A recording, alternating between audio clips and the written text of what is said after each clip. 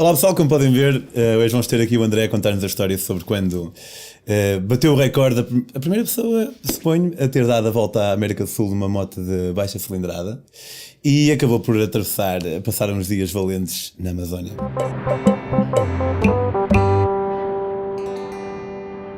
Olá André, bem-vindo. Olá Pedro. O que é que te levou a ter esta ideia de fazer? Quantos quilómetros é que acabaste de fazer na América do Sul? 22.225 km. Ok. E passei por todos os países com via terrestre, que foram 11 países no total, em 120 dias. Mas um dia acordaste e se calhar vou dar uma volta à América do Sul de moto. Um bocadinho, não foi bem assim porque tudo tem o seu plano, mas um ano antes já estava a planear esta ideia maluca que foi sempre... Queria fazer uma viagem. Então, sendo a América do Sul, que o mediatismo que tem de viagens de moto, e até por eu ter estado a ler o livro de Che Guevara, a ver o filme, sempre foi o que me inspirou mais. Quis ir estudar para o Brasil, no âmbito do meu mestrado em gestão empresarial. Estilo Erasmus. Estilo Erasmus, exatamente o mesmo, só que no Brasil. E inscrevi-me. Até o principal sempre foi ter a oportunidade de ter um visto de estudante e poder ter o CPF para poder ter a moto, adquirir a moto, que é o documento fiscal brasileiro, porque sem isso não poderia ter a moto e não poderia fazer esta viagem com uma moto brasileira. Ok. Então tu foste para o Brasil, Exato. Foste estudar, compraste uma moto lá e porque já andavas de moto ou... Sim, eu já corro desde jovem, que sou piloto profissional de velocidade, então já tinha alguns patrocinadores. Saí daqui para o Brasil, lá tentei arranjar mais patrocinadores, o que pudesse. A marca da moto deu um apoio, marcas de acessórios de moto brasileiras deram o seu apoio, principalmente porque eu desgracei o dinheiro todo nas festas brasileiras durante 4 meses. Não me digas, então já foi ali o orçamento. Foi logo um orçamento grande ali e tinha que arranjar mais algum para poder terminar isto, que o custo foi muito baixo até. Quanto é que foi? Podes dizer? Eu também tive outras histórias que eu perdi o dinheiro todo na Colômbia, portanto eu nunca fiz exatamente um cálculo. Andavas com dinheiro vivo? Andava com dinheiro vivo em dólares e andava com o cartão, porque havia zonas, a Bolívia por exemplo, eu não havia quase multibancos, as taxas eram enormíssimas, compensava muito mais ter dinheiro, e havia zonas onde eu pensava que não existia multibanco sequer e eu tinha de cambiar direto, então era uma facilidade. Sim. Mas nunca cheguei a contar o dinheiro porque acho que não é assim tão relevante. Aproveitei com pouco dinheiro, foi muito pouco, eu já não tinha grande dinheiro, com a ajuda dos sul-americanos, e dormia sempre em casa de motagem. Ok, e como é que os conhecias? Através de grupos, WhatsApp? Porque no Brasil, quando eu coloquei o projeto à marca que iria realizar este projeto, esta aventura, eles colocaram notícias no Brasil todo, na América do Sul, então chegou a todos os grupos motares sul-americanos, e que são milhões de pessoas que tiveram acesso ao meu contacto principalmente, e colocavam-me em grupos do WhatsApp, etc, e todos conectados uns com os outros. Eu ou dormia na minha tenda normalmente quando eram viagens longas, deserto, uma vez tive 3 dias sem ver praticamente uma pessoa, tinha de dormir no deserto para passá-lo, não é lógico que não dormia em casa de ninguém, mas de resto normalmente dormia sempre, quando era cidade, em casa de algum motar que fazia questão de me receber. E a tua moto era assim, tipo, dava 400 mil a hora? Ou... A minha moto era uma 125, que na Bolívia, por exemplo, que é mais alta, e na zona dos Andes, a minha média era 20, 30 km/h. Uau, isso era quase como... Eu fiz uma viagem de bicicleta, como tu sabes, e em algumas partes então era quase como se tivesse bicicleta. Claro, quando era em altitude. Se fosse uma altitude mais baixa, assim uma estrada mais plana, a minha média seria em volta dos 50, 60 km/h, a ter sido a melhor média que eu fiz, porque era muito peso, levava malas. A moto era uma moto que nem motor de arranque tinha um Kicks, não tinha travões de disco, era o mais básico que existia. Não, vais ter que me elucidar aqui, não ter motor de arranque quer dizer que tinha que arrancar... Com o pé, tinha que ser com o pé, okay. Tem uma pecinha metálica que se chama Kicks, que dás ao Kicks. Okay, dás ao não Kicks. Tinha motor de arranque elétrico, não tinha de ser Kicks. Então saíste do Brasil...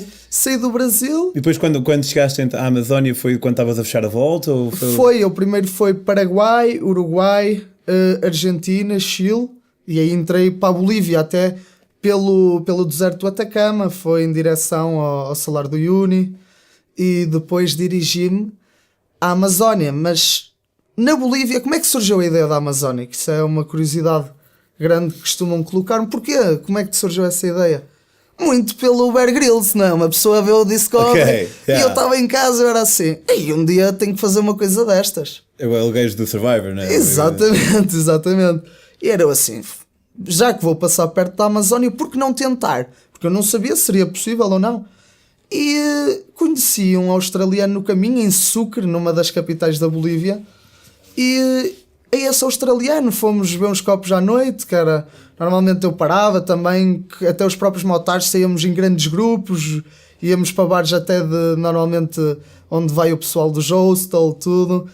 E conheci um australiano que disse, olha, eu daqui agora gostava, enquanto estiver na Bolívia, quero ir à Amazónia e vou fazer uma sobrevivência. E ele, olha... Fazer uma sobrevivência quer dizer... Ou seja, eu queria ir sem nada, queria sobreviver por mim próprio. O objetivo era ter alguém que me guiasse eu sem qualquer recurso, ou seja, não levar comida, não levar nada que pudesse sobreviver com aquilo. Okay. Ou seja, não ter onde dormir e não campeão, ter onde comer. Quer dizer, a campeão. A campeão, é porque eu não sabia no que é que me ia meter, não é? Sim, ainda estava a campeão. Estás aqui, quer dizer que foste um campeão já. mas aqui já não tenho o problema que lá tive, como é lógico. Então conheci esse australiano, que foi o único que eu contei a história e disse o que é que gostava de fazer, e ele virou-se para mim prontamente e disse, eu vou contigo, eu também adorava fazer isso. O meu pai tem uma quinta de algodão na Austrália, eu estou habituadíssimo a lidar com os animais, aquilo tem as cobras mais venenosas do mundo na Austrália, aquilo, eu trato disso, não te preocupes que nós safamos-nos bem os dois. E eu acreditei na confiança dele, então ficaste pronto. imbuído daquele espírito. Não, viajamos juntos, que eu estava de moto e eu pronto, olha, tenho aqui o teu contacto, mal eu chego, vamos combinar para nos encontrarmos na zona da Amazónia boliviana, que era Rurrenabaque, que é a cidade, para se fazer a sobrevivência. Dirigi-me, conheci depois La Paz, etc. Continuei, passado umas semanas cheguei à zona da Amazónia e foi 3 dias primeiro para ver como era um tour comum que toda a gente vai às pampas, ver os jacarés, ver as anacondas, etc. E aí comecei a falar com os guias, porque é algo que eu sabia que era ilegal, não é algo não se pode fazer que não se pode fazer, normalmente é difícil porque arranjar alguém. Depois não sobrevive ou... Há muito hábito dos israelitas, e penso que foi muito por causa disso, que era o que me contavam muito lá os guias. Quando eles terminam nas Forças Especiais de Israel, têm muita tradição de juntarem um grupo e fazerem uma sobrevivência na Amazónia. E então há alguns que morrem porque não é simples. É mais simples no meu caso que fui com guia, ou seja, nós tínhamos sempre indicações, não durmas aqui porque podes morrer, porque há árvores que ninguém sabe que largam uma toxicidade durante a noite, tu asfixias. Ok. Portanto, o guia aí dava-nos uma ajuda imensa. Os israelitas não sabem tudo, não é? Vêm de uma zona diferente e há muitos que morrem lá nessas sobrevivências. E então, pelo que eu sei, era ilegal. E eu comecei a perguntar aos guias daqueles tours normais: não há aí ninguém que faça sobrevivência? Até que houve um que me deu um contacto. Olha, tem um senhor que fazia sempre isso. Ele é nativo da Amazónia, nasceu na Amazónia, só que isso é ilegal. Não sei se ele ainda continuará a fazer ou não. Entrei em contacto com ele e há 2 anos que ele não fazia nada do género. Mas nós lá acordamos um valor para a aventura e ele pronto. O homem. Vamos fazer então lá essa aventura, já não vou há um tempo, mas não tem problema. O australiano veio ter comigo, encontramos-nos, no dia seguinte partimos de barco, naqueles barquinhos que é feito de um tronco de árvore, um motorzito, sim, um motorzito, vai 10 cavalos... Se foram cerca de 3 horas pelo rio, até que nos deixaram numa zona e a única conversa que tivemos, não havia telemóveis, não havia rede, como é lógico, nada. Então a única informação que damos ao senhor do barco foi: daqui a 5 dias apega-nos neste sítio. Ou seja, era isto o nosso... Era tudo, o plano era esse, era não morrer nos próximos 5 dias. O plano era, ele tinha um mapa daquela região que nem sequer o levou. Antes de partirmos, ele viu o mapa e disse: pronto, vamos parar nesta zona. Que zona é que querem? Nós, olha, qualquer uma, pode ser aqui. Então, paramos aqui. O objetivo vai ser caminhar até voltar a encontrar o rio, construir um barco, ou seja, temos 3 dias para chegar até este ponto. Aqui vamos ter que construir um barco com o que encontrarmos, teoricamente é madeira de balsa, e voltar ao ponto para passado aparecer lá 5 dias, estarmos lá para sermos resgatados pelo senhor que nos vinha buscar. Pronto, até aqui tudo muito bonito. Isto parecia uma ideia genial. Espetacular. O primeiro dia, que foi logo mais interessante, chegamos, partimos pela Amazónia, levávamos o quê? O que é que nos deram? Umas botas, daquelas de cano alto, por causa das cobras, de borracha. Deram-nos uma machete, uma katana, como nós chamamos. Então era mesmo ao filme, tinhas que andar tipo ali. Porque a Amazónia é uma selva, não é as pampas, é a savana, onde eu tinha visitado. A Amazónia, até caminhar, tem uma quantidade enorme de plantas, de troncos já podres, que tu até caminhares e tens de cortar porque é muito denso. Que era uma coisa que eu não tinha bem a noção, porque o que eu tinha visitado não tinha nada a ver. E deram-nos mais o quê? Era uma lanternazinha para a noite e um mosquiteiro, que era uma pequena redezinha. O teu kit de sobrevivência era um mosquiteiro e uma lanterna. Que tu deitavas, dormias no chão e penduravas em 4 paus um mosquiteirozinho para os mosquitos não te atacarem durante a noite, tarântulas, etc. O que viesse não te atacar diretamente, ficava fora no mosquiteiro. É lógico que para um felino já não dava grande jeito o mosquiteiro, não é? Sim. Já não era tão prático. Mas pá, olha, claro. Se não fosse assim não era chamado de sobrevivência. Claro. Arrancamos, pronto, no primeiro dia caminhamos logo bastantes quilómetros, que era o dia que estávamos com mais energia. Paramos para construir a casa, começamos a limpar o chão com a katana, cortar uns troncos para fazer o teto, que era sempre em folhas de palmeira. Colocava-se umas folhinhas no chão, pendurava-se um mosquiteiro em 4 paus e era a nossa casa, que demorava 2 horas a fazer, não é nada simples, e com a ajuda dele, com lianas que se prendia aos paus, tudo explicado pelo nosso guia, que teria os seus 40 e muitos anos já.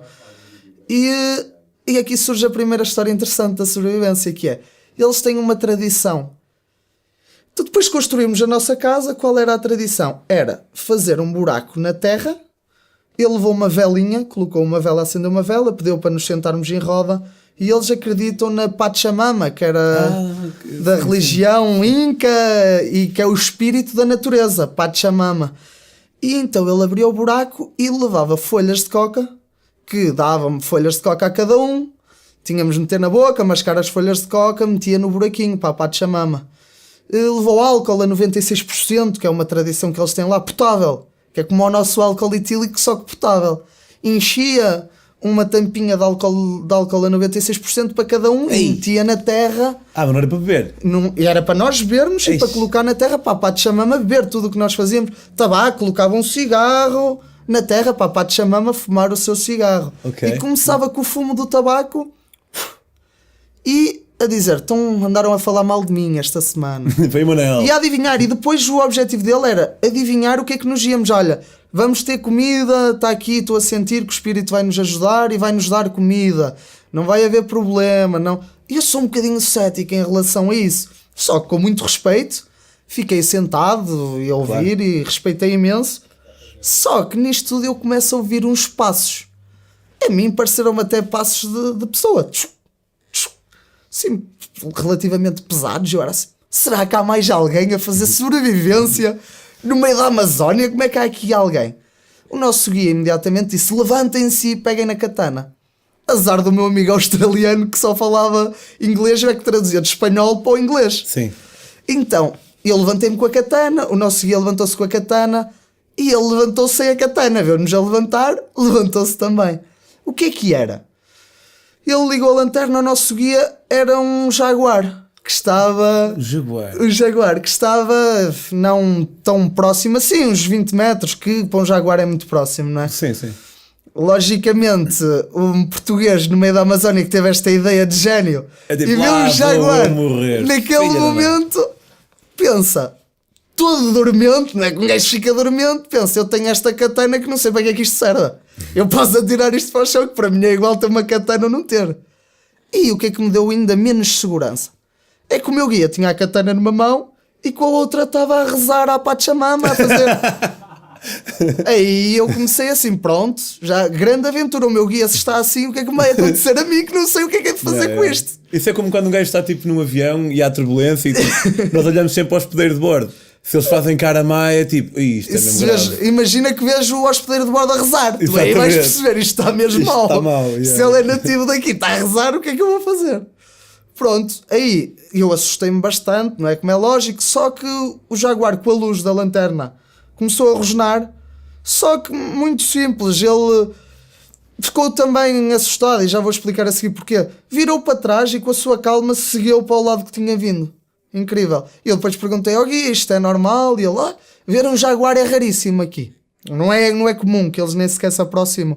Mas não costuma atacar. Se for uma pessoa ainda existe um risco de ataque, mas sendo mais que 2 pessoas eles têm medo. 2, 3 pessoas. Sim. Já têm o medo que nós tínhamos dele. Só quem não sabe, não é? Claro, foi o que estás a ver no jaguar, mano. Tipo, ok, já foi. Claro. Pronto, logo aí começou bem, o australiano já não se calava com aquilo, todos os dias falava aí, já dizia que era um animal, tinha 3 vezes o tamanho que ele tinha, não é? Yeah. Ele não jaguar era assim, opa, não era assim tão grande, era um jaguar, mas não era, eu lembro-me, vejo. E então seguimos no dia seguinte, nesse dia não conseguimos comer nada. A única coisa que comemos foi isso pela... Mas desculpa, vocês que pescavam? Aí é que vem, nós era tudo o que fosse necessário. A única coisa que o guia levou foi uma linha que teríamos de pescar à mão. Se fôssemos pescar nesta zona, não estávamos nem perto do rio. Tínhamos acabado de sair do rio, só chegávamos ao rio mais tarde, teoricamente, no 2º, 3º dia, é que estaríamos próximos do rio. E então neste dia fizemos isto tudo, mas não tínhamos comida ainda. Então, fomos dormir, uma fome desgraçada, só com álcool a 96% e folhas de coca, não é? Não alimenta muito, A sorte é que as folhas de coca, é incrível, tiram a fome. É, o efeito das folhas de coca dá energia. Não tem nada a ver com a cocaína. Cocaína é preciso quilos de folhas de coca, é totalmente legal naqueles países. E as folhas de coca o que é que fazem?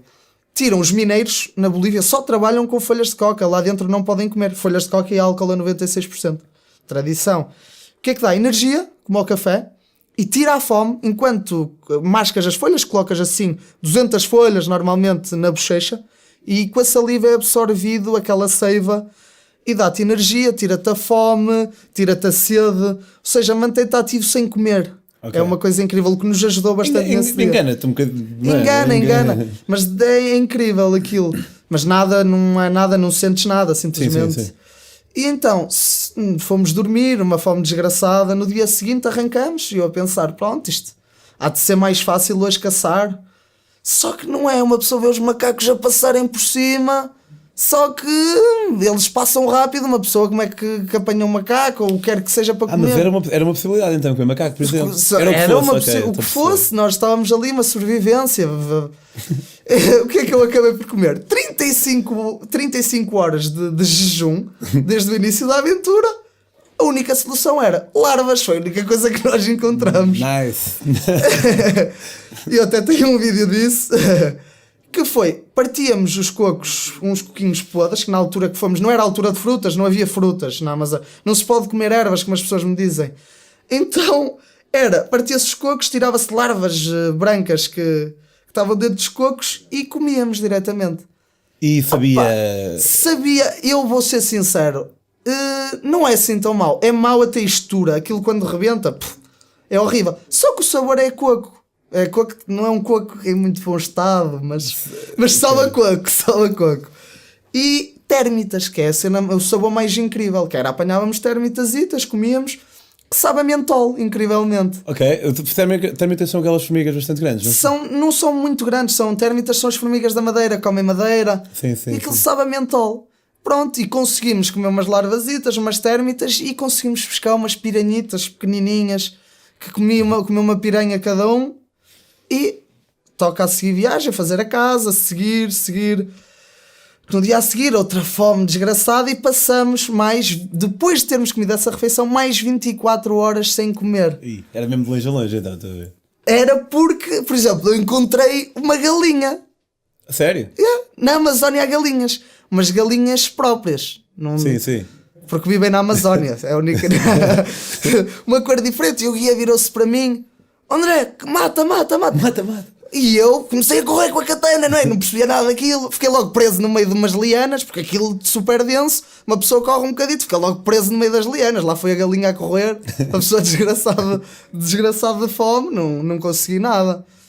Mas pronto, continuamos o caminho. O australiano começou-se a sentir mal, porque nós bebíamos água do rio. Só quando encontrávamos, havia umas lianas próprias que se cortava, que tinham água, aquilo era quase uma resina de água, que era ótima, e era água pura. Agora a água do rio, com mosquitos, não era muito agradável, e o australiano começou-se a sentir muito mal, com a fome. Eu estava mal, só que ele começou a ter diarreias, e o guia começou a assustar-me a mim, para o assustar a ele, que era, se ele não ficar bem, nós temos que chegar lá daqui a 5 dias, senão ninguém nos encontrar aqui, ele vai morrer aqui, não há hipótese, tu avisa, ele tem que trabalhar. E ele estava com insolação, do sol forte durante o dia, e estava com uma diarreia enorme. E ele, não tenho força, não consigo trabalhar.